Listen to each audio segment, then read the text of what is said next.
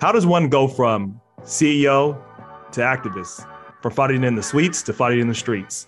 Learn from Jason Flom as we learn about his mission to fight for justice. If you believe we can change the narrative, if you believe we can change our communities, if you believe we can change the outcomes, then we can change the world. I'm Rob Richardson. Welcome to Disruption Now. Welcome to Disruption Now. I'm your host and moderator, Rob Richardson, where we host on this show guests and narratives that disrupt common narratives and constructs. And I can tell you this, Jason Flom definitely does that. He used to be CEO of Atlantic, and now he's an activist fighting to make sure we have a more just criminal justice system. He is the producer and founder of Wrongful Conviction podcast, False Confession podcast, as well as Righteous Conviction podcast. He's just the podcast king. He went from that. He used to be doing everything on the corporate level. Now he uses his voice to fight for people, specifically fighting for wrongful convictions and things that are happening all day, every day to many Americans, but a lot of us don't see it. And we're going to make sure that you see it and learn about it today. So we're going to listen to Jason and hear what he has to say.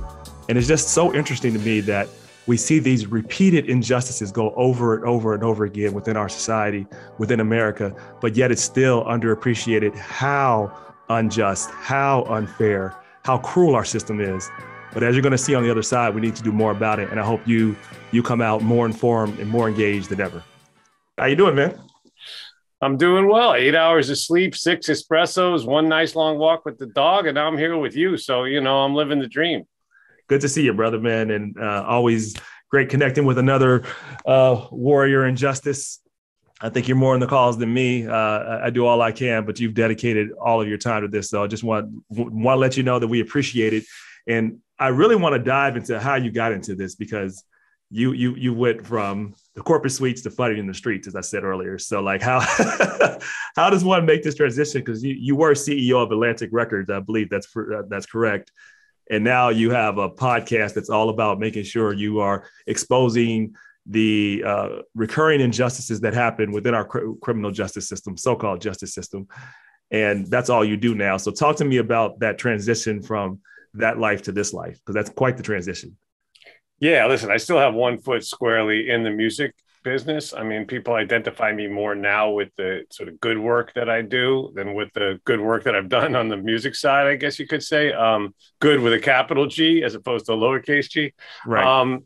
But yeah, it's funny, Rob, because, whenever I do public speaking, which I do a lot and I really enjoy it, I speak at corporations, law schools, Ivy League schools. I've opened for Tony Robbins. I've spoken in a maximum security prison in Uganda. I mean, everything in between.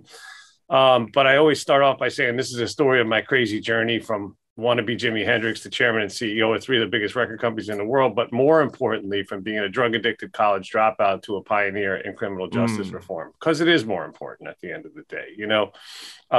You're in the arts and, you're a creator and, you do incredible work, and that's great. I'm on the other side, right? I'm on the side of, once I realized that I was never going to make it as the world's best guitar player, I was like, all right, screw it. Then I'm, listen, Rob, my dad had told me I never can do an interview without mentioning my dad, because he was my hero and my mentor. And he told my brother and I, he said, listen, do whatever you want to do. Try to be the best at it, but just make the world a better place, because there's no other meaning to success, right? That's the only definition that matters. So I was like, okay, Pops, let's see what we could do about that. You know what I mean? And then, like I said, when I realized I wasn't going to be the best guitar player, I decided maybe I could make it in the music industry and help other people become superstars. And that's how it worked out, which gives me the ability to then go and make that transition that you talked about. And I fell in love with this cause, or I fell in line with this cause, or I became obsessed with this cause. Before you get there, I want you to get there. I just want to take one small point about what you said, that when you focused on early in your career, you were focused on music and thought you were going to be this Jimi Hendrix player. And I just have a lot of similarities to your path. Like I wanted to be the next Michael Jordan at that time, right? Like just work hard and just thought I was like, I'm going to do this and I'm going to use that as my platform to change the world. A couple problems with that. I ended up breaking my knee. I have nowhere near the athletic ability of a Michael Jordan or anybody else. So I actually pivoted too. It's amazing how life can take us towards the right path if we're not focused on it being exactly what we think it has to be. So I just thought that was an interesting point. Life is never linear. But okay, so talk about this transition you made to your, now you realize you weren't going to be Jimi Hendrix, but you did have success within the music business several times over, being CEO at 3 different companies. And so, and now you've made this transition. Talk more about this transition that you have now. Yeah, I like that. Life is never linear. It's just like my dad used to say, trees don't grow straight to the sky, right? They kind of, except for redwoods. But anyway, yep. So yeah, you got to kind of keep your mind open to those possibilities, I feel like, and because life does take crazy twists and turns for all of us. But anyway, it all started in 1993 when I read an article in the newspaper about a kid that was serving 15 years to life for a nonviolent first offense, cocaine possession charge in a maximum security prison in New York State. And I know people are saying, that doesn't make any sense. What are you talking about, Flom? But the fact is, it was a nonviolent first offense, cocaine possession charge, for which he was serving 15 years to life under the Rockefeller drug laws in New York State. Yep. And it was in the paper because his mother had been trying to get clemency for him from Governor Mario Cuomo, and had gotten letters from some prominent people and had been turned down. So that's why it made it into the newspaper. Otherwise, he would have been just another anonymous dude lost in the system. And so I read this and I was like, what the? I don't know if I can curse on here, but you can cuss as much as you want. Go ahead. Okay, so what the fuck? I was like, I didn't know anything about these mandatory sentencing laws. I did know that I had been a drug addict as a kid. I'd gone to rehab when I was 26, and I was very well aware that I had never had, I had had some scary interactions, but never anything serious with the, with the justice system, and that was because of the color of my skin and the zip code I lived in, and I knew it. So I just thought, I'm not a religious guy, but for the grace of some higher power go I, right? Right. And so I thought, I got to do something. I had no idea what to do, but I figured I got to do something. So I don't have any legal training. I'm not even a college graduate. I was just a mid-level music executive at the time. And so this was before you were still in the music business at this time when you hit the spark. Yeah. And this is where the worlds collide, right? So I knew one criminal defense attorney at the time. Now I know hundreds of them, but I knew one because he represented 2 of the artists I had discovered, Stone Temple Pilots and Skid Row, and they were getting arrested like practically weekly, So I had him on speed dial. His name was Bob Kalina, rest in peace. So I called Bob and I asked Bob to if he could help with this case.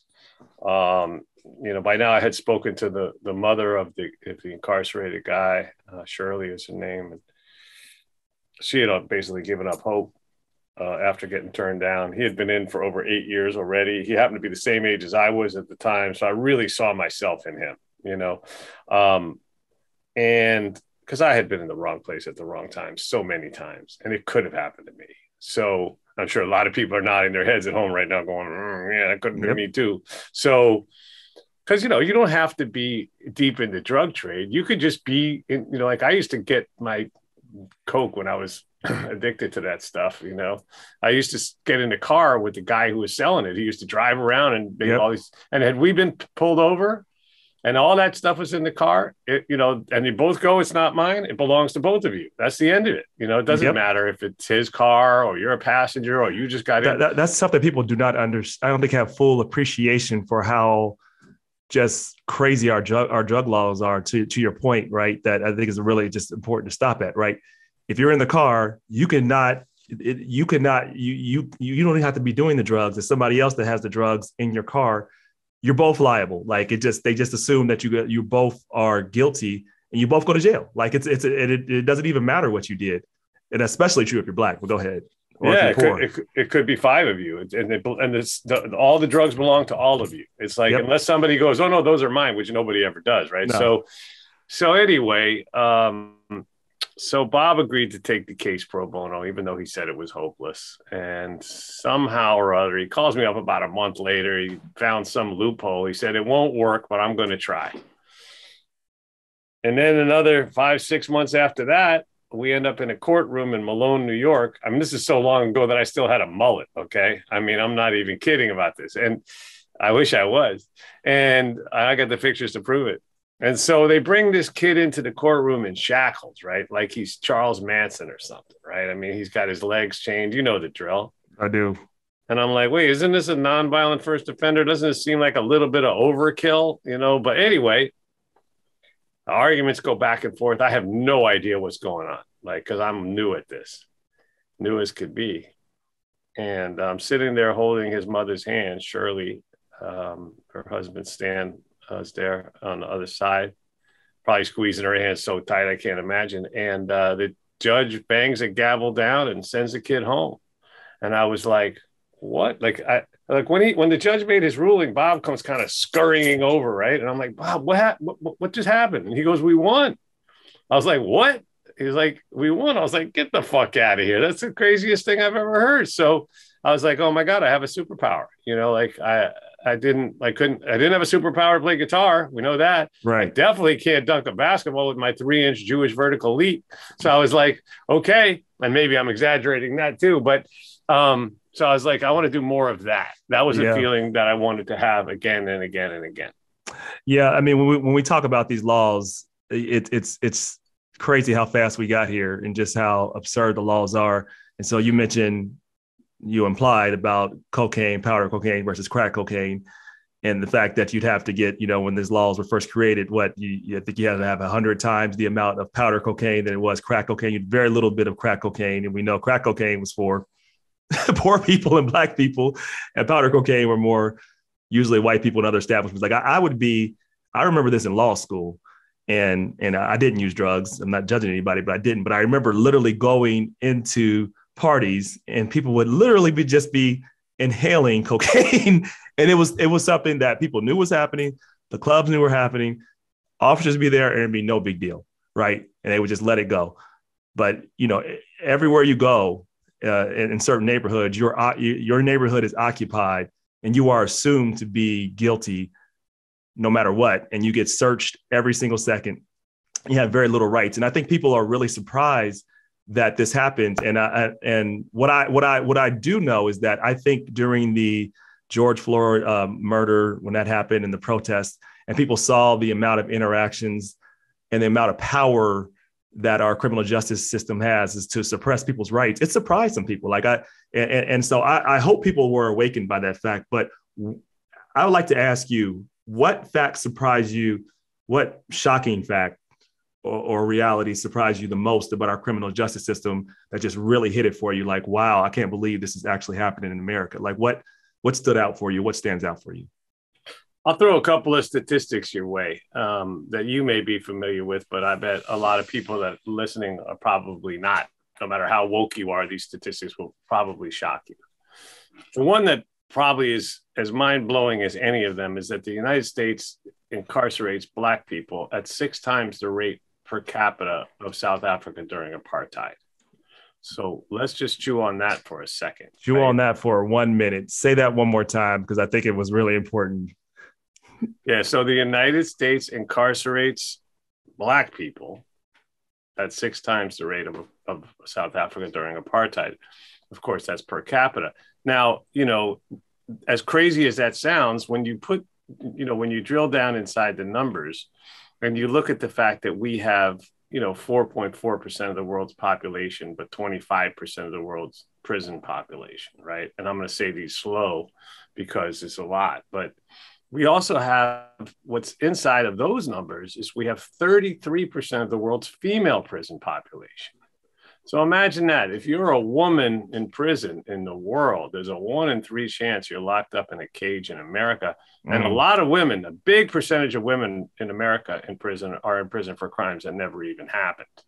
And that's a scary enough statistic. But, then you look at like any way you look at it, right? Like we have more people in prison for drugs than everyone in prison in Western Europe for everything. And they have a lot more people than we do. We have more people in prison than Russia and China combined, okay? We have more people in jail who haven't been convicted of anything but are too poor to post bail than everyone locked up in a cage in India.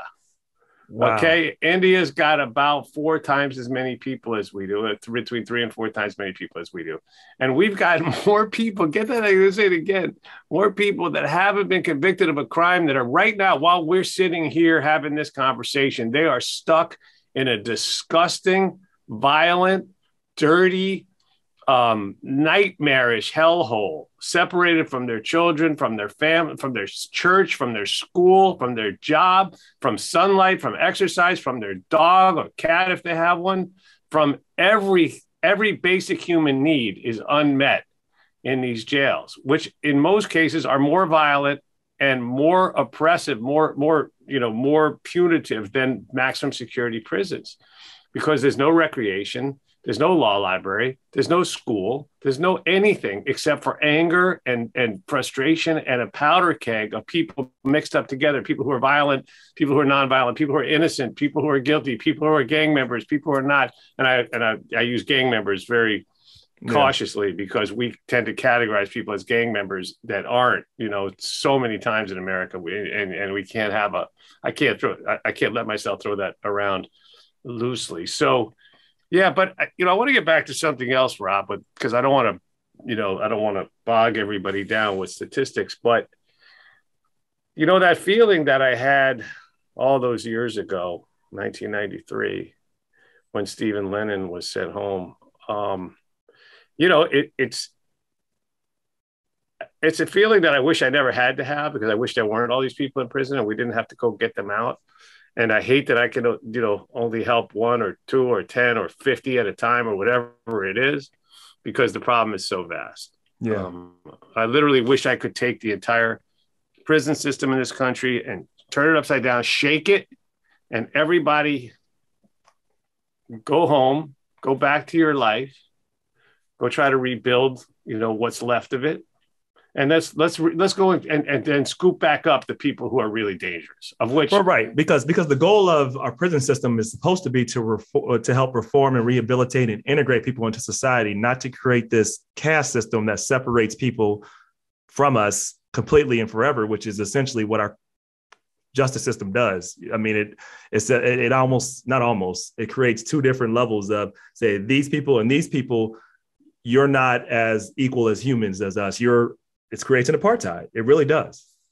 Yeah, and it's designed to do exactly what you just said, and also to protect society from people who are truly dangerous. That's what it's supposed to do, but that's not what it does. No, that's not what we do. Yes, because the percentage of people that are in prison in America that are truly dangerous is a tiny, tiny fraction of the overall number, and it wasn't always like this either. Yes, it wasn't right, and we got this way through politics in some way, which is what I like to talk about, right? In terms of it became politics and economics, right? And economics, which I tie the 2 together very much so, but politics and economics and what's convenient. Let's talk about that a little bit, specifically what you see towards a systemic solution. And more importantly, when you're talking to people, and I know you've talked to presidents, and I'd like to have some conversations about that. Like, you've talked to presidents and dignitaries about this. So I think you had a really interesting conversation with Clinton. I love to figure out, I love to talk through when you have these conversations with leaders like presidents. You can talk about Clinton or whoever else you want. How does this conversation go, and what's usually preventing them from really understanding what's happening here?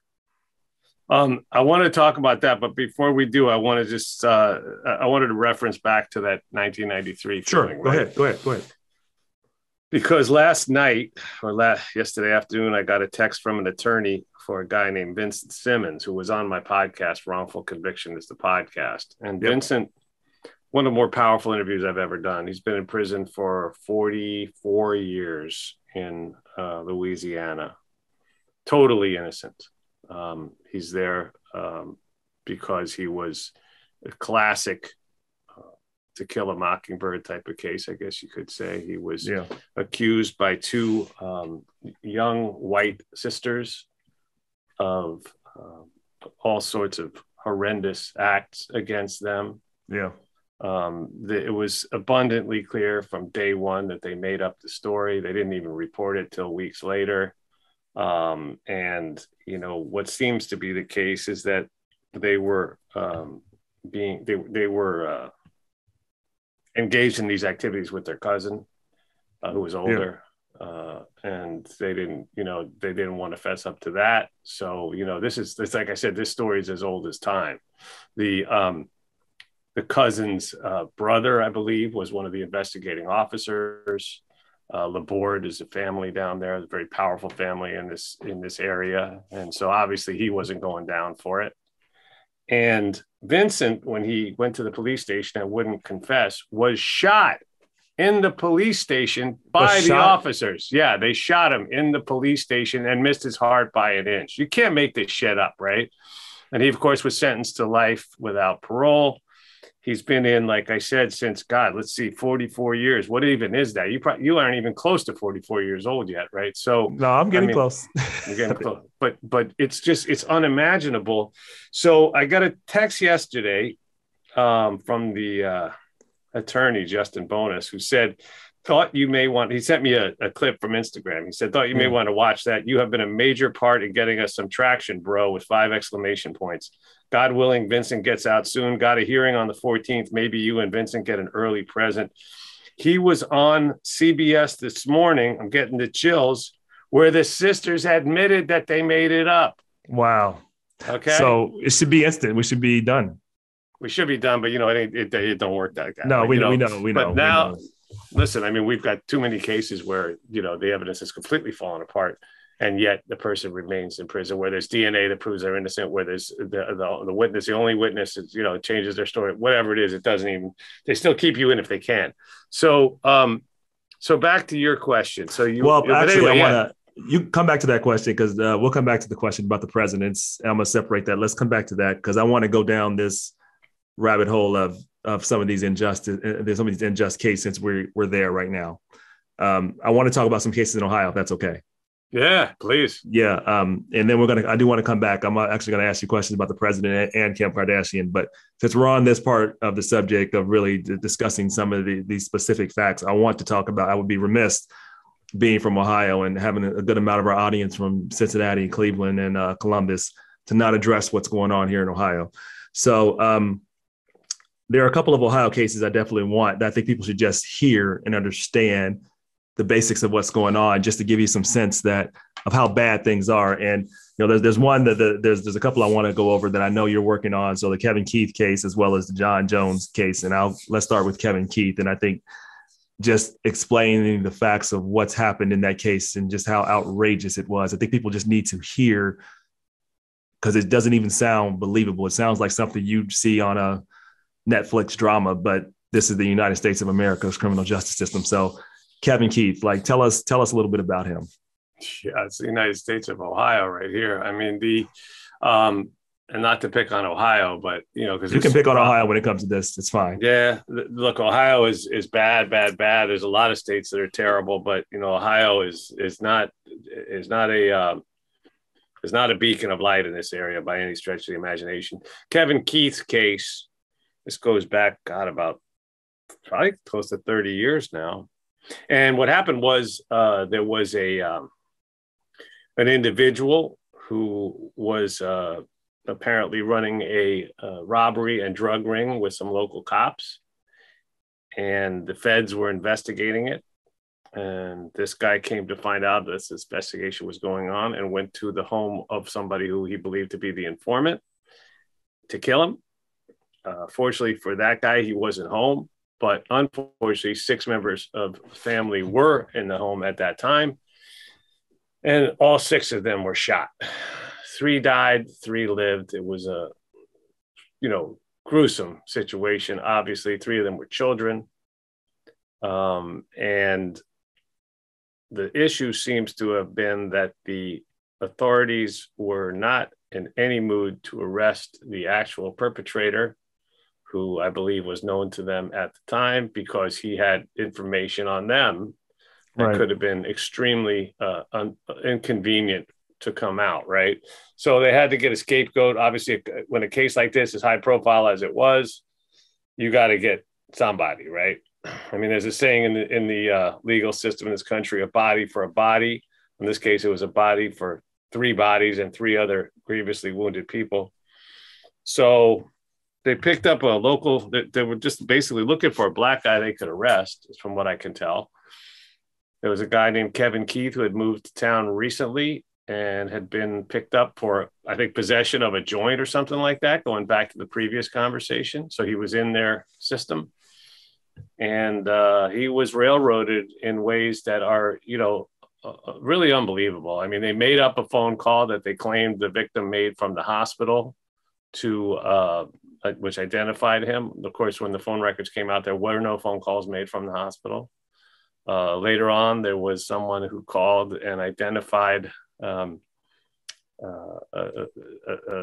witness who called up and identified him, who claimed to be a nurse from the hospital who overheard one of the victims say his name, but the nurse got her own name wrong, right? Like her name was whatever, let's say her name was Richardson and she said it was Robertson, right? Yeah, exactly. Like she almost got it right, but she screwed up her own name. And what I understand, and I think the bigger part of this, I can say, like, my understanding is like basically the officers had some involvement in this because their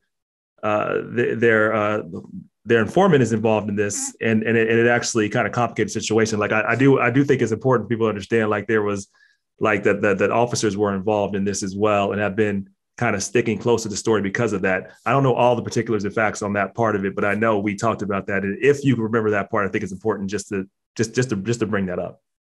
Yeah, I mean, well, they were complicit in this because of the fact that they were operating this ring. My understanding is they were robbing pharmacies and they were selling the drugs on the streets. Knowing what we know about the state of law enforcement in America today, this is probably like they were literally robbing pharmacy and selling drugs on the streets. The cops involved. I think people need to know that this is crazy. This was going on. But go ahead. That's the part that I wanted to bring up. And the corruption goes up higher and higher. And then later on, by the way, it turns out that phone call from the alleged nurse was actually made by the daughter of one of the detectives. So, and they didn't want all of that to be exposed because that's part of what's going on here. No, Kevin was a convenient scapegoat. Just like Kevin Cooper, whose podcast I released today on my feed, of Wrongful Conviction, whose case is as grotesque of an injustice as any I've ever heard of. Kevin has been in prison since 1983 in California, sentenced to death. And his case is one of the most disgusting and outrageous frame jobs I've ever seen. Again, another home invasion where 4 people were brutally murdered and with knives and hatchets, and another kid was left for dead. But and where the perpetrators remain free, because let's not forget, when we go and arrest Kevin Keith, or we go and arrest Kevin Cooper, and we prosecute and persecute and convict them, we do it at the expense of public safety because the actual perpetrators are on the street by definition. So, and they go on to commit more horrendous crimes. And there's more cases. There's John Jones, there's other people. I mean, I just want to just tell people that there's a whole lot going on here in Ohio, and, we don't have to spend a ton of time on it, but I think it's worth some time because John Jones is going through this right now. He's locked up. You've had him on the show. Definitely. I encourage everybody to watch Wrongful Conviction. John Jones is in jail for the Shaken Baby case, for another Shaken Baby case, which has been shown to be defunct science. And it's pretty much like it's a clear-cut case that he did not do it. That's not the reason that his infant died and that he was a good father. None of that mattered because he's Black, right? And because it's just they found a way. They have a narrative in their brain about this is what it looks like, Shaken Baby syndrome. This is what we want to convict, and this is how we can do it. And we create this. It's more about a process that's in place and less about justice. It's because we go through these things, and we've done this process, and it's less about somebody's life. Like the hospital won't release records. I mean, it's just insane that this is accepted as okay in America. So I'm sorry to go on my rant, but it really is upsetting. Oh yeah, and listen, John is I feel like I've never met the man because I haven't been able to visit him because of COVID, but I've spent hours and hours and hours on the phone with him from prison. And, his case is the Shaken Baby case. And this is super important because it's Cuyahoga County. And Cuyahoga County is one of the most incompetent and, arguably corrupt forensic labs in the country. That it's been a hotspot of wrongful convictions for so many years. And Shaken Baby, these things come in clusters, right? Because you have certain pediatricians or others who will testify again and again in case after case, and they'll just one size fits all. If the baby died, must be shaken baby. Now, shaken baby syndrome, and it's so important that we're here talking about this now because some of your listeners are going to end up on a jury one day, right? And I encourage people, don't crumple up and throw out that jury duty notice. Go and serve on a jury and remember the things that you're hearing today. And like I said, listen to the Wrongful Conviction podcast so you can learn what goes on. We have a whole episode of Wrongful Conviction Junk Science devoted to shaken baby syndrome. Maybe you could link to it in your bio. I will definitely do that. But here's the basics of shaken baby syndrome, right? So we as humans have a very hard time accepting that sometimes babies just die, right? But sometimes they do. There's all kinds of reasons why a baby can die. There's SIDS, right? Sudden infant death syndrome. There's sickle cell trait. There's various different things that cause babies to die unexpectedly without any obvious signs. Now, a Dr. Guthkelch in England theorized that there could be a thing where people were shaking babies. This was many decades ago. But his basic thing was he wanted to discourage people from shaking their babies. And so he came up with this thing, but he didn't put out that he thought that this was why babies were dying or anything. And he's in later years come to regret publicly. He said that he regrets that he sort of put this theory out there that's been so badly misused. What we know now is that it's virtually impossible to shake a baby hard enough to rattle its brain without breaking its neck. Perfectly logical, right? But none of these babies have broken necks. And furthermore, no one has ever seen, witnessed, or videotaped anyone ever shaking a baby to death. So this is a medical myth, in my educated opinion. I believe that, everyone in prison on shaken baby syndrome needs a new trial, and we need to have actual experts. In John Jones's case, we brought in one of the foremost experts in the world, Kate Judson, from the Center for Integrity and Forensic Sciences. And she has examined the evidence with rigidity and with the whatever you want to call it, with the standards that should be applied to every one of these cases. She has no bias. She doesn't know John. She wasn't hired by the defense, but she has volunteered her time to look at this case and come back and said that this baby was not harmed by John or anyone else. The baby just freaking died. Yeah. And so it's a tragedy on top of a tragedy. I mean, imagine being a parent, losing a child, and then being sent to prison wrongly because some official is trying to make their bones or move up the ladder or whatever, get a conviction. And, and it's just, you're just disposable and it's fine. And one more thing I want to say on shaken baby, because it's so important because this is Ohio, where this happens more than maybe anywhere else in the country, it seems like, is that, and this is my theory, right? When you get mad at something, right? I don't care what you get mad at. If it's your tennis racket because you missed a shot, or it's your, if it's a person or whatever it might be.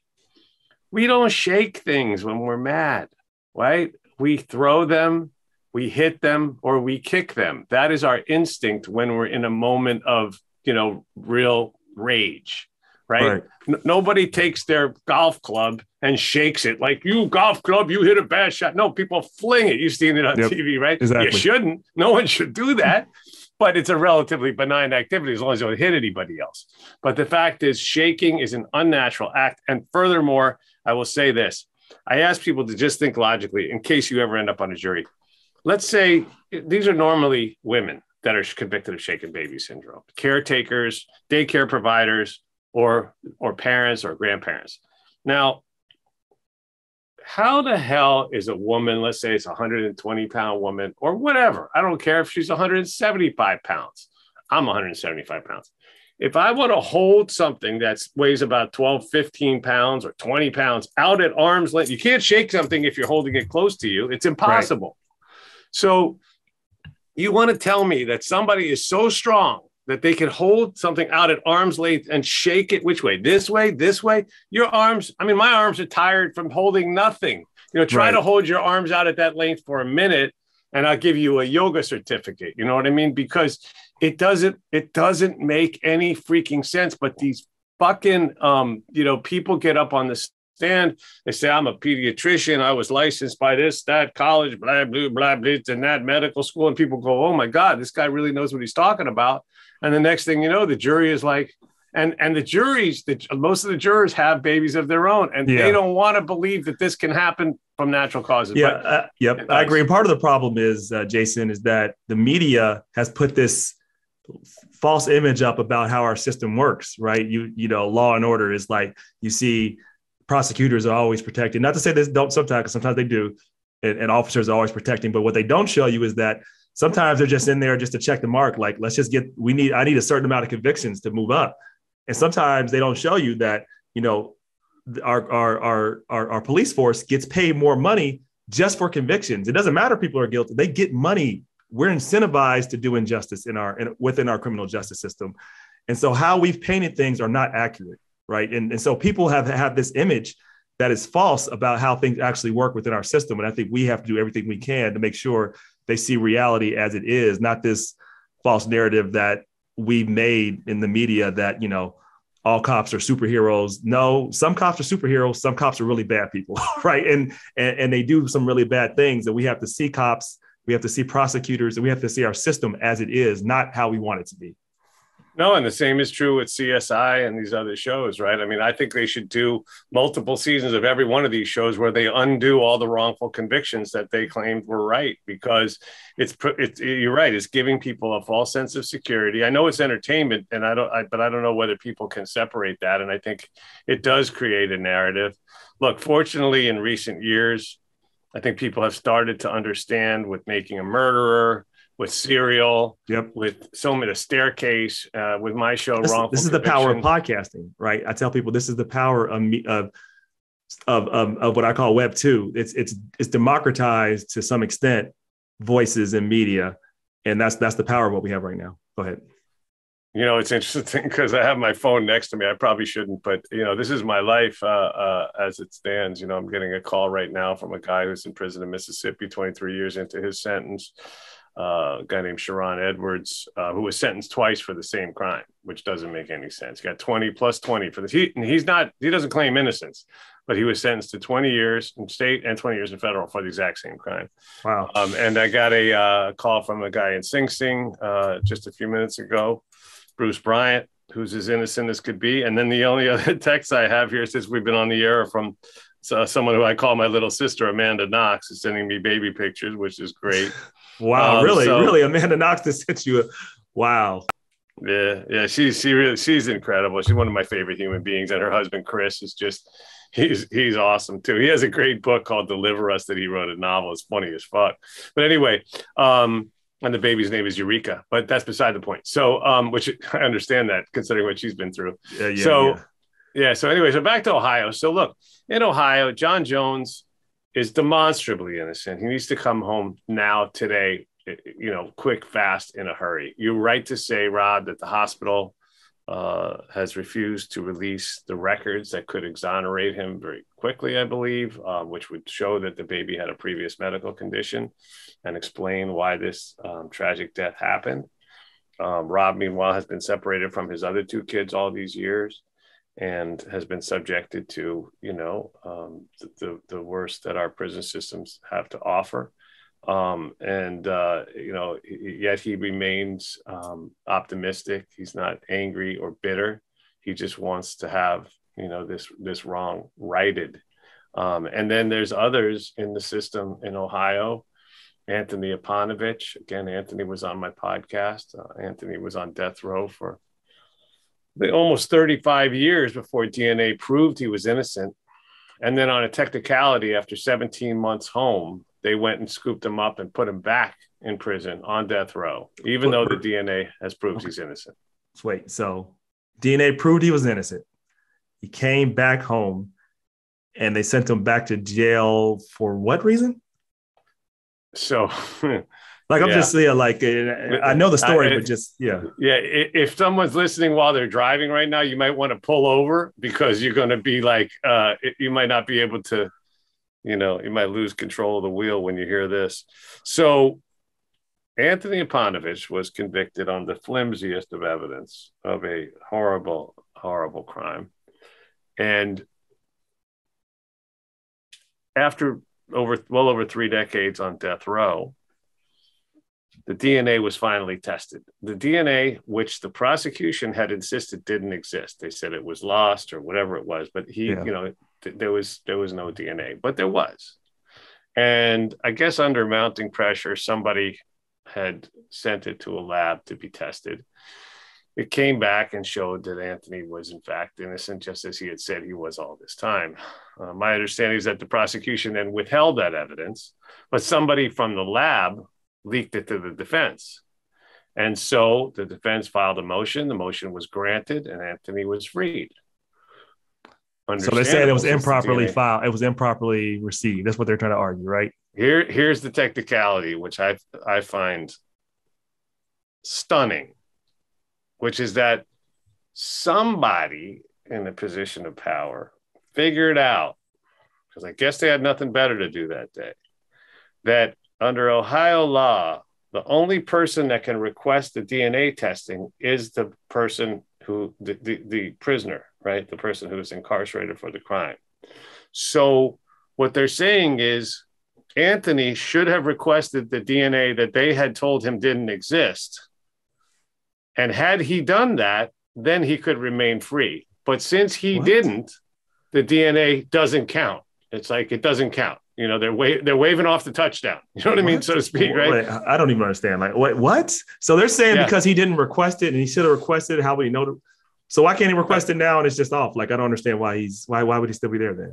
Yeah, that's a good question. Now, why he couldn't just flip that now? I don't know. I'll have to ask his lawyer that. He's got a very good lawyer. All of this is crazy. Like, this is just, the point is the man is innocent. They know he's innocent, but they're sending him back to jail because we can.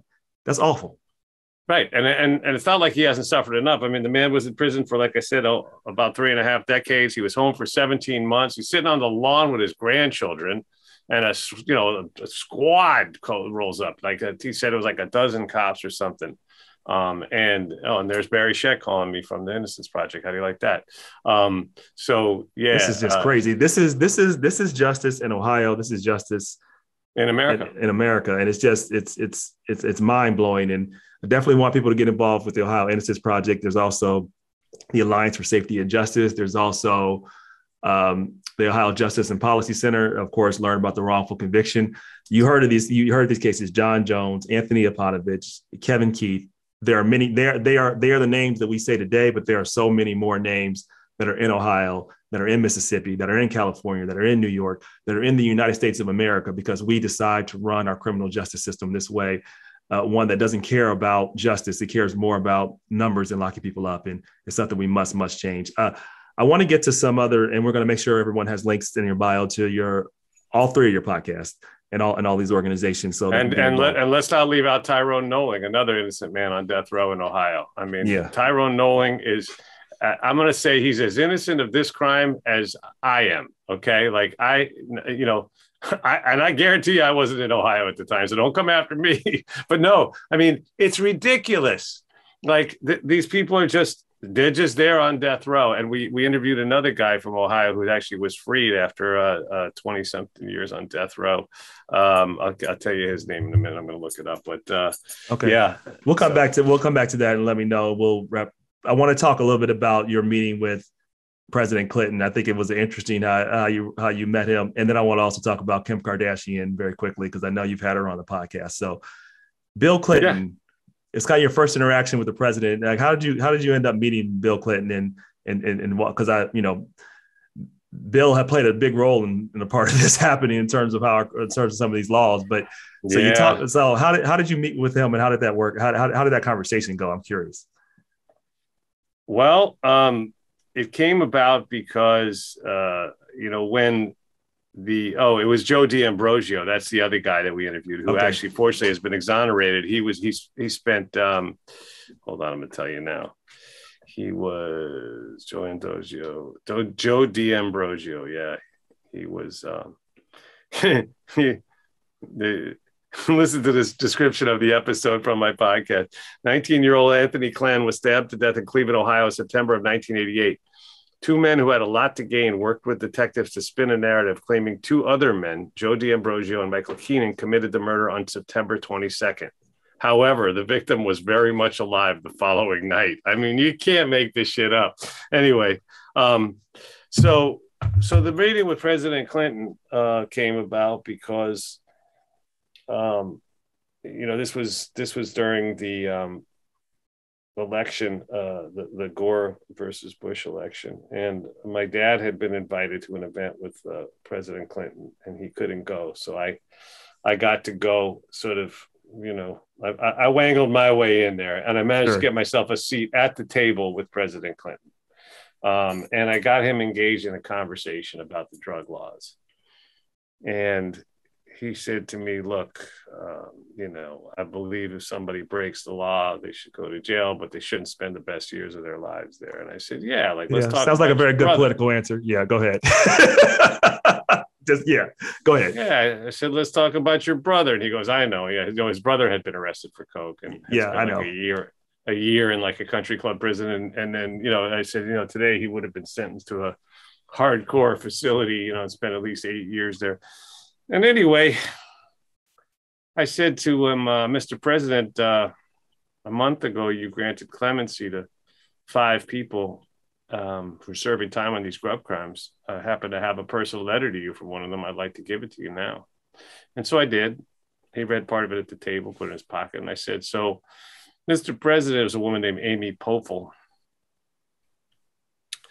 in an Arkansas case, but a federal case. And I said, Mr. President, what you did for these 5 people is wonderful, but I know of hundreds of other cases just as bad as those. And he says, you get them to me and I'll sign them. And I was like, everybody at the table was like, what the fuck did he just say? And I was like, what the fuck did he just say? And like, everybody's like, what the fuck is going on here? And so then I said the smartest thing maybe I've said in, I don't know, all my born days. I said, well, Mr. President, when you leave here tonight, I don't really know how to go about doing that. Like, how am I going to get a hold of you? And he says, well, he points me in the direction of one of his aides who was standing off to the side. He says, follow up with him. He's going to put you in touch with the chief counsel in the Justice Department. You'll have to file this and that. I said, what kind of cases are you willing to look at? And he said, give me non-violent first offenses. People who have already served at least, some, period of time, at least like 5 years or whatever he said. I don't remember exactly. It's a long time ago. And then I worked with a wonderful organization called Families Against Mandatory Minimums, which is FAMM, fam.org. And so I got together with FAM and we compiled a list of cases, federal cases, people that we wanted to advocate for. And long story short, I followed up and kept following up. It's what it takes with politics. Yeah. I found every possible person I could think of that could get to. And finally, I found the right person and ended up getting 17 people clemency. Combined, they were serving, I added it up one day, I think together they had 565 years of prison time left to go. One woman, Deanne Kaufman, was serving a mandatory sentence of 85 years in Texas. She was 19 when she was arrested, so she would have been 104 when she was eligible for parole. She was freed at 29. And, and these people have gone on to do wonderful things. It's important to note that none of them have gone back to prison. Yeah. I think a couple of them were actually innocent. The rest of them were like minor, Kemba Smith and people like that were minor, Serena Nunn. Yeah. I mean, listen, even when you commit a crime, you don't have to audition for humanity for the rest of your life. Like the bottom line is it's supposed to be about rehabilitation, not about separation forever. That's what that's the most effective. I like that line. I'm gonna steal that. Yeah, thank you. I don't even know what I said. So whatever I said, you don't have to audition for humanity the rest of your life. That's good. Oh, that's not mine. That's actually Shakira Diaz's, the person with the Alliance for Safety and Justice. That's where I got it from. So she's the one you got to quote, the person you met. So let me just say one thing. I want to talk about Kim Kardashian quickly. Then I got a couple of rapid fire questions that are just quick rapid fire. So. You've interviewed Kim Kardashian on your show, and she's been, I guess there's this love-hate relationship with a person that's like Kim Kardashian, but I think there's no doubt she's done a lot for criminal justice reform. Tell me about how that podcast interview went and what might surprise people about Kim Kardashian. Well, first of all, I have nothing but good things to say about her.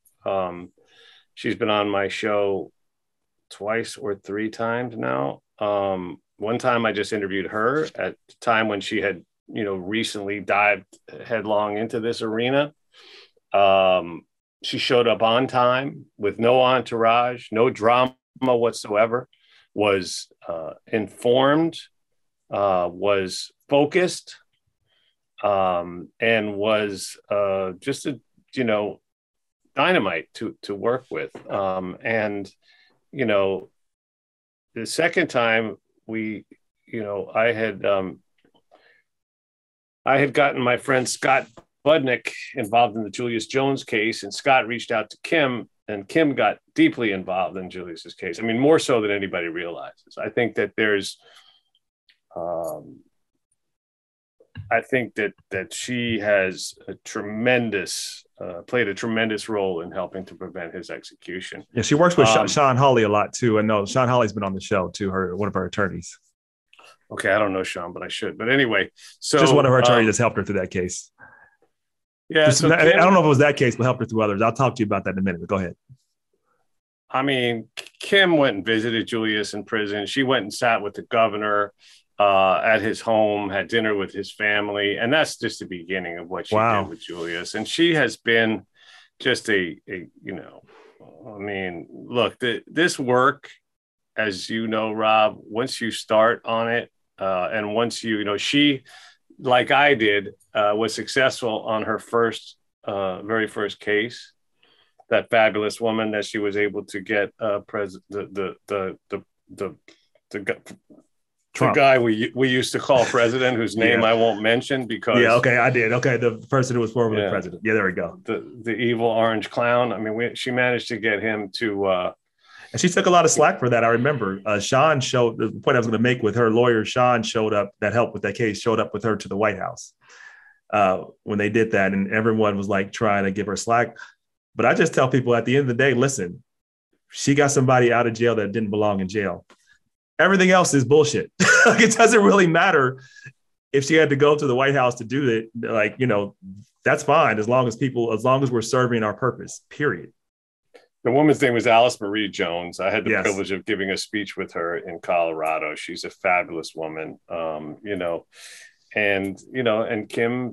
Kim brought her home. And so, look, I think we need to, salute her efforts. I don't really care what anybody thinks about what else she does with her life. It's of no, I don't think she uses her privilege to help people. And I tell them, everybody has some sort of privilege. A lot of people do. And it's something that you have. And when we talk about privilege, it's often talked about in the most negative way. There's white privilege, there's male privilege, so on and so forth. But at the end of the day, it's something you have, and it's what you choose to do with it. You can choose to help people, or you can choose to hurt people, or you can try to ignore that you have it and pretend like it doesn't exist, which is also a way of causing harm. But if you're using your privilege to move things forward, that's the greatest thing you can do. So I salute her as well. And at the end of the day, lots of people who have privilege don't do much of anything. It's about what you do with the capacity and the things you've been blessed to have in your life. Okay, two final quick questions, just quick responses. What's an important conviction you have or truth that very few people agree with you on? Well, I believe that we should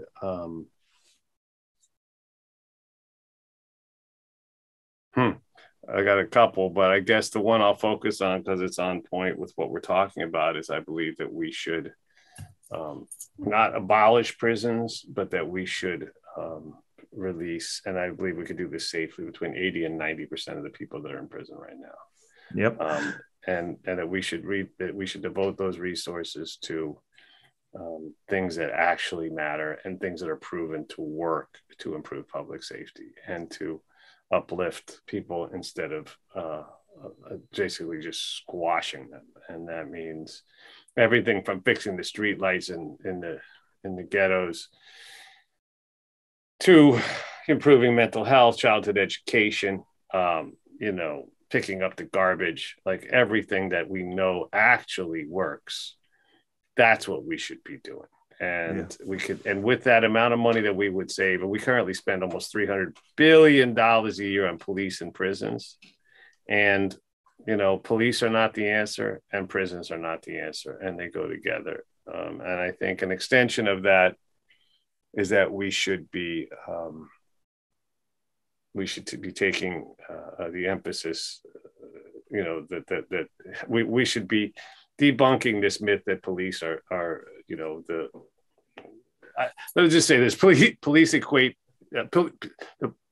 Too many people believe that police provide public safety, when in fact they do not prevent crimes. They show up after the crime happened, and in too many cases, they make it worse.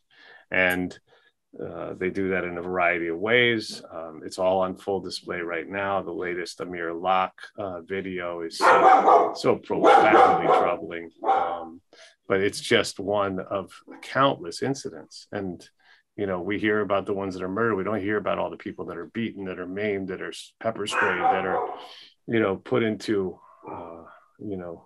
stretchers or wheelchairs or anything else as a result of police violence. The job of police is violence, and the fact that we use them for traffic stops and mental health, and they're not trained for any of these encounters, so the results are predictable. And so I think that that's I'd say what my conviction is, that may be surprising. That's a good one. All right, final one very quickly. What's a motto you have in life, a Google slogan, and why? Or Google ad slogan, like whatever. This is your billboard. What does it say and why? One would certainly be, if you can help, and you can always help. There you go. I think that's a good one. Look, on my Instagram in the morning, I do often do what I call the weather report. And my Instagram it's Jason Flom, Instagram and TikTok. It's ITS Jason Flom. If you want to follow me, great. But more importantly, subscribe to the podcast, Wrongful Conviction, on Apple or Spotify, or wherever you listen to podcasts. But the only other one I'll leave you with is that I often say on my morning weather forecast, I'll say something like, today's forecast is, today's a good day to do something good for someone while expecting nothing in return. I think that's a motto we can all live by. Jason Flom, founder of Wrongfully Convicted podcast, Wrongful Conviction podcast, False Confession podcast, and Righteous Conviction podcast. Those three, and I'm sure there'll be another one. Jason, don't make yourself a stranger. Appreciate you coming on.